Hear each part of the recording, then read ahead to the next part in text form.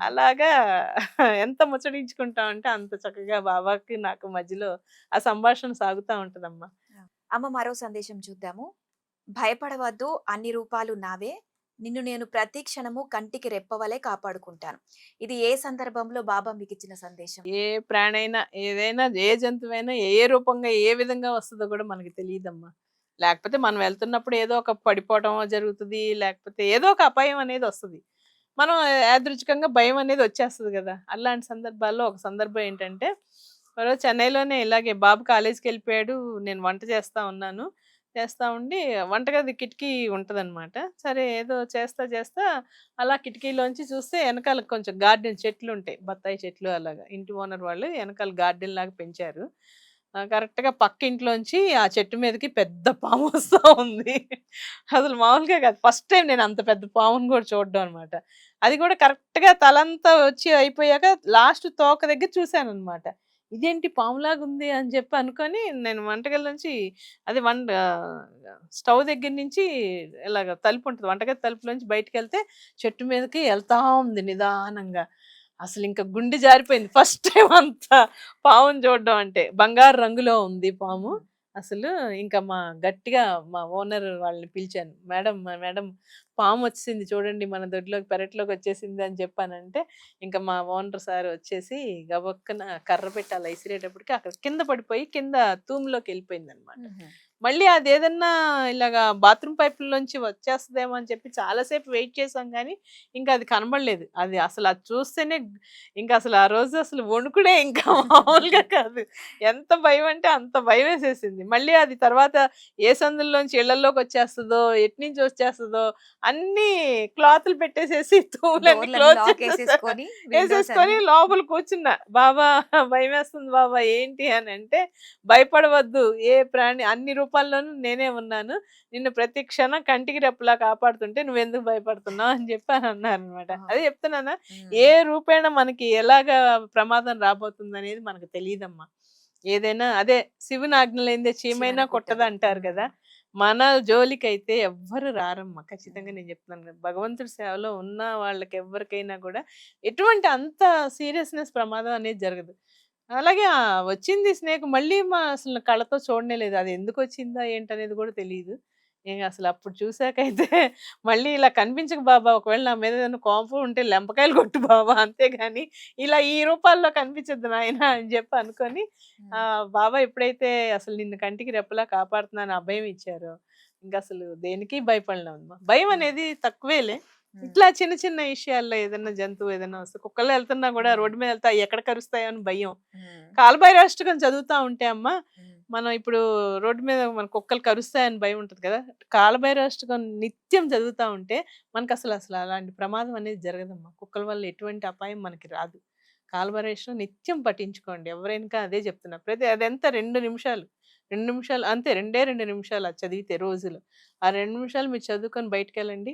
ఎటువంటి అపాయం గూడా మనకి జరగదమ్మా. అదే ఓహ్! చిన్న చిన్న చిట్కాలయితే మధ్య మధ్యలో చెప్తున్నాను. హ్మ్. హ్మ్. అందరికి ఉపయోగపడే విషయాల్ని. ఓకే. సో, బాబా అలా కాపాడారు నన్ను. అమ్మ ఇది సందేశం కాదు గానీ, మీరు శ్రీశైల యాత్ర అని హ్మ్. రాసారు. హ్మ్. హ్మ్. అంటే శ్రీశైల యాత్ర వెళ్ళినప్పుడు ఏదన్నా ఆ! జరిగిందంటారా అక్కడ? అదే ఒక హ్మ్. అనుభవం జరిగిందమ్మా. ఓకే. అది నేను సాయివేదంలో గూడా రాయడం జరిగింది. హ్మ్. అసలు ఎంత అంటే అద్భుతమైన యాత్ర ఆ యాత్ర. హ్మ్. చాలా అసలు. హ్మ్. అది ఇప్పటికి రోజులో ఏదో ఒక రోజు నేను తలుచుకుంటానే ఉంటాను. హ్మ్. ఒకరోజు మా మదరు, ఫాదరు, నేను, బాబు శ్రీశైలం వెళ్ళాము. ఆహ్, ఆ మహాశివరాత్రి సమయం అనుకుంటా. అసలు విపరీతమైన క్రౌడ్ జనం బాగా ఉన్నారు. అసలు రూమ్స్ దొరకడానికి కూడా అవకాశం లేదు. అస్సలు లేదు. ఎట్లా ప్రయత్నిస్తున్నా రికమెండేషను అన్ని విధాలా ప్రయత్నిస్తున్నా కూడా దొరకలేదు. ఇంక నేను ఒకటే శివయ్య తండ్రి ఏదన్నా నీ ఆజ్ఞ ఉంటేనే ఇక్కడి దాకొచ్చాము. నీ దర్శనం కలగాలన్నా నీ ఆజ్ఞ ప్రకారమే జరగాలి. సో, మాకా ఫలం ఇస్తావో లేదో తెలీదు. మమ్మల్ని మళ్ళీ వెనక్కి తిరిగి పంపిస్తావో ఏదైనా నీ నిర్ణయం మీదే. నువ్వు వెనక్కి తిరిగి పంపించినా ఓకే. ఇట్లాగే దండం పెట్టుకొని ఎళ్ళిపోతాం. లేదా మాకు అవకాశం కల్పించినా మా అదృష్టమే అనుకుంటాను. ఏది నిర్ణయించుతావో నువ్వే చెప్పు శివయ్య అని చెప్పి మనసారా అసలు దండం పెట్టుకున్నానమ్మా నేను. పెట్టుకున్నాను. ఇంకా మా ఫాదర్‌కైతే ఓర్పు పోయింది. మా ఫాదర్‌కి అసలే ఓర్పు తక్కువ. కోపం ఏదైనా సమయానికి అన్నీ అయిపోవాలనుకుంటారు. సరే "ఎళ్ళిపోదాం పదండి. ఎక్కడ రూమ్స్ లేవు. ఎక్కడ పడుకుంటాం? బయట పడుకోలేం గదా! ఎక్కడ ఎవరిని అడుగుతాము? ఇక్కడ ఏమీ తెలీదు. సత్రాలు ఏమీ లేవు. మన వల్ల కాదు ఎళ్ళిపోదాం" అని జెప్పి ఇంకా కారు ఎక్కేసాం. ఎక్కడ పోనీ ఏదన్నా పురోహితుల ఇళ్ళ దగ్గర గూడా ఏదన్నా అవకాశం ఉంటదేమో అని చెప్పి అనుకోని చూస్తున్నాం గానీ, ఎక్కడ అవకాశం లేదు. పోనీ ప్రైవేట్ సంస్థలు ఏదన్నా బయటుంటే అలా బయట పడుకొని ఎళ్దాం అంటే, అలా ఫాదర్ ఉండలేరు. ఇబ్బంది పడతారనేసి ఎళ్ళిపోదాం, ఎళ్ళిపోదాం అంటే నేను ఒక్కటే నమస్కారం జేసుకున్నా. ఏదైనా నీ ఇష్టం శివయ్య అని జెప్పి నేను అనుకున్నాను. అనుకోని మేము కారెక్కేస్తుంటే ఒక 25 ఏళ్ల కుర్రోడు మా దగ్గరికొచ్చాడు. వైట్ అండ్ వైట్ యేసుకొనున్నాడు. వచ్చి, "ఏమ్మా మీరు రూమ్‌కేమన్నా ఇబ్బంది పడుతున్నారా?" అంటే, "అవునమ్మా" అని చెప్పని మా ఫాదర్ మాట్లాడడం జరిగింది. ఇలాగ మాకు తెలిసిన ఈ గుడి ఈవో గారిది పెద్దది కాటేజ్ ఉందండి. నాకు తెలుసు. ఎటు ఇప్పుడు ఈవో గారు ఆల్రెడీ మేము ఆ టైంకి అయ్యేటప్పటికి రాత్రి 11 అయింది. మేము సత్రాలన్నీ ఎతికేటప్పటికి. ఈవో గారు లోపల నిద్రపోతున్నారు. బయట ఇంకా స్పేషియస్ ఉంది అక్కడ. నేనిస్తాను. ఒక రూమ్ ఇస్తాను మీకు స్పెషల్‌గానే.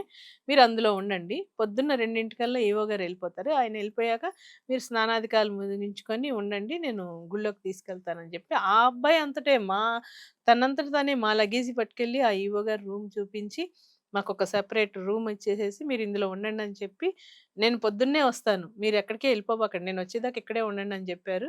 కరెక్ట్‌గా మార్నింగ్ ఆయన ఆ ఈవో గారు 2:00కల్లా దర్శనానికెళ్ళిపోయారు.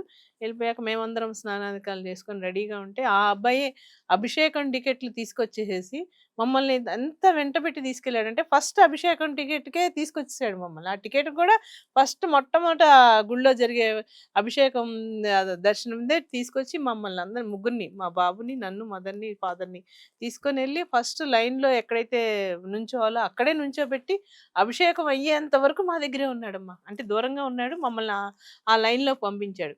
ఇదంతా అసలు ఎందుకు జరిగిందో గూడా తెలీదసలు. నాకైతే ఏం తెలీదు.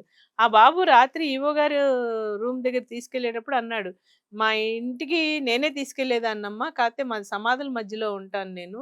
పక్కకుంటది. మీకు భయమేస్తదని చెప్పేసి నేను ఈ విధంగా నేను మీకు రూమ్ అరేంజ్ చేస్తున్నాను" అని చెప్పనన్నాడు. అనంటే సరేలే ఇది శివయ్య ఆజ్ఞలే అని చెప్పనుకోని మేము అలాగే పొద్దున్నే ఎళ్ళిపోయి ఫస్ట్ అభిషేకం టీలు చేసేసుకున్నాం. అమ్మవారి దర్శనం చేసేసుకున్నాం. అంతా 7:00 కల్లా మొత్తం మా పూజ, అభిషేకాలు అన్నీ అయిపోయినియి. అసలు రాత్రి రూమ్ దొరకదని మేము వెనక్కి తిరిగిపోయేవాళ్ళం. ఆ రూమ్ దొరకడం ఏంటి? ఇదంతా ఎందుకు జరిగింది? ఏంటి? అని జెప్పి ఓకే. దేవుడు అండ ఉంటే ఏదైనా అవుతది అనే నమ్మకంతోటి ఉన్నాం గాబట్టి, ఖచ్చితంగా అయ్యాక అసలు ఆ అబ్బాయి ఎవరో మనకు తెలీదు. అపరిచితుడిలాగొచ్చాడు. ఇంత చేశాడు. నిజంగా అసలు ఆ అబ్బాయికి ఏదన్నా ఇద్దామని చెప్పి అనుకోని అసలు మామూలుగా ఎతికాం ఆ అబ్బాయి గురించి. వచ్చాడు. రావడం అయితే వచ్చాడు. "ఆ బాబు ఏదన్నా ఎంతన్నా ఇమ్మంటే అసలు నీ పేరేంటంటే" "నా పేరు శివయ్య అండి" అనన్నాడు. అన్నాడు.